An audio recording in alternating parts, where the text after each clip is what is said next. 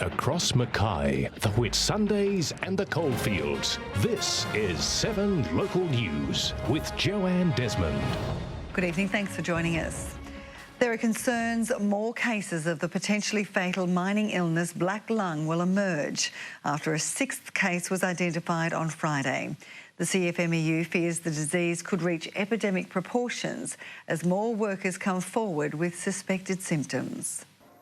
The latest victim is a 51-year-old electrician who used to work in the mining industry. His case was confirmed by the Queensland Mines Department on Friday afternoon. We're unsure at this stage which mines he worked at, but that's an example of a guy that could have fell through the cracks of the system, under the current system, because being unemployed, there's no requirement for him to actually do a medical. Blacklung impacts the respiratory system and is caused by overexposure to coal dust. It's difficult to identify, and once it's found, it's often too late. Some worried workers have begun taking matters into their own hands. We've had a lot of calls over the weekend.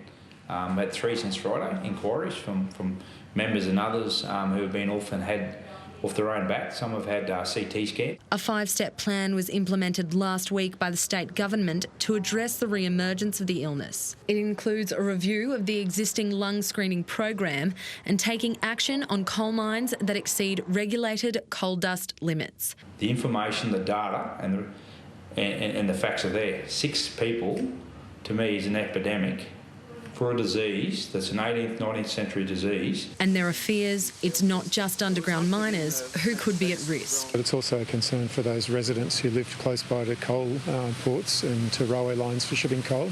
So they're exposed to coal dust 24 hours a day, 7 days a week. Concerned workers are urged to contact their GP. Georgia Terry, 7 News.